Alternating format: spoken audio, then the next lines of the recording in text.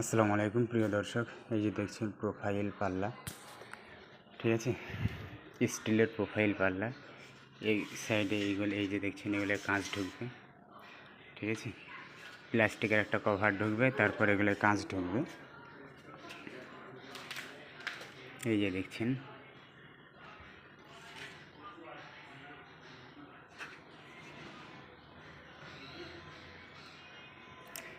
এগুলো টাইট করার পদ্ধতিটা আমি দেখাবো।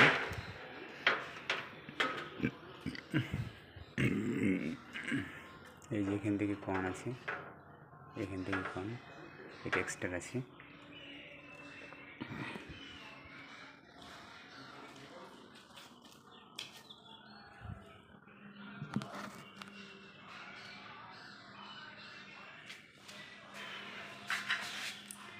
এই যে দেখছেন এরকমভাবে ঢুকবে।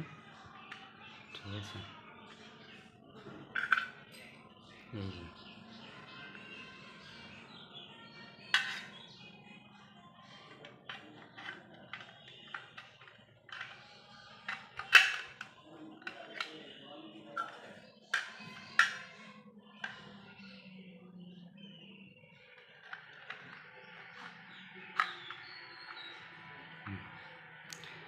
এরকমভাবে টাইট হবে।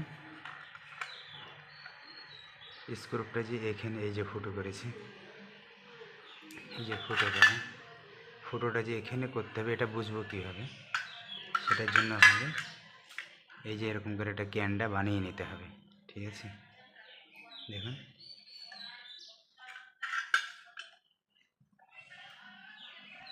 এই যে দেখছেন, এই যে এটা মিডিল বরাবর এরকম করে দেখি।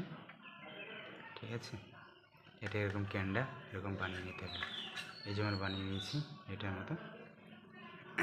ঠিক আছে,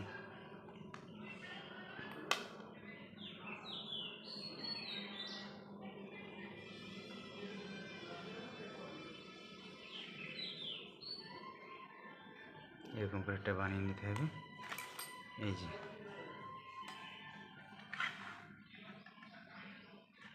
এখান থেকে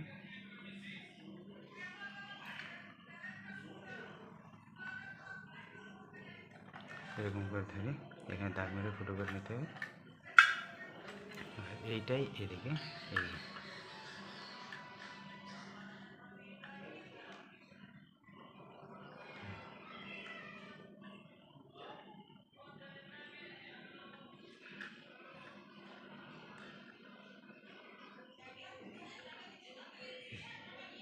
এখানে ধরে ফুটো করে নিয়ে এই যে দেখুন।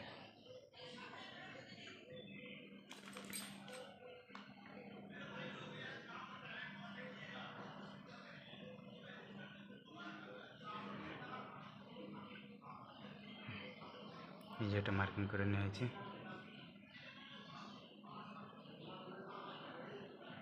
এই যে এই বরাবর এই যে মার্কিং চলে আসছে। এখান থেকে এটা 6 সুত। এই যে দেখছেন এটা হলো 6 সুত। ঠিক আছে, এটা হলো 6 সুত। তাহলে এই 3 সুতে এটা থেকে মিডিল মানে 3 সুত।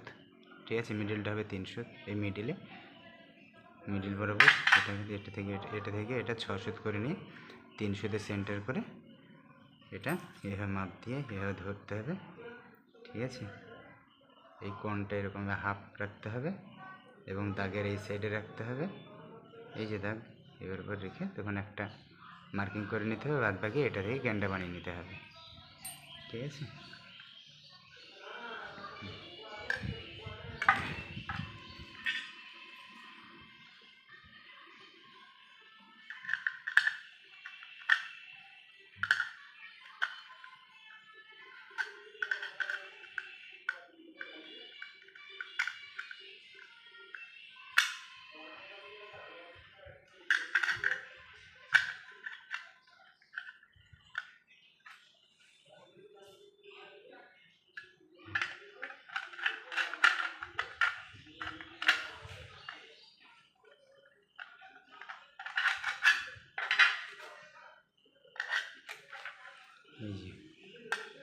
এই যে মার্কিংটা দেখছেন, এই মার্কিংটা এই বরাবর রাখতে হবে।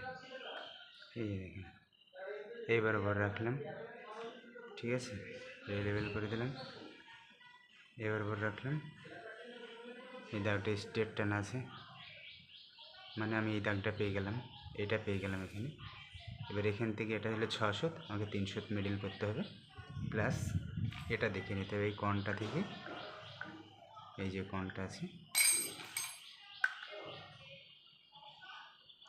এই যে এদিকে আমি দাগটা পেলাম, আর এই কোণটা হাফ রাখলাম, রেখে তখন আমাকে এই ছিদ্র দুটো করে নিতে হবে, ব্যাস। তারপরে এইটা ফেলে ফেলে মার্কিং করতে হবে, আর এবার ফুটো করতে হবে স্ক্রু করার জন্য, ঠিক আছে। এখানে স্ক্রু হবে, এই যে ভিতরে স্ক্রু দেখছেন, এই স্ক্রুগুলো দিয়ে এই ফুটোতে টাইট হবে, ঠিক আছে।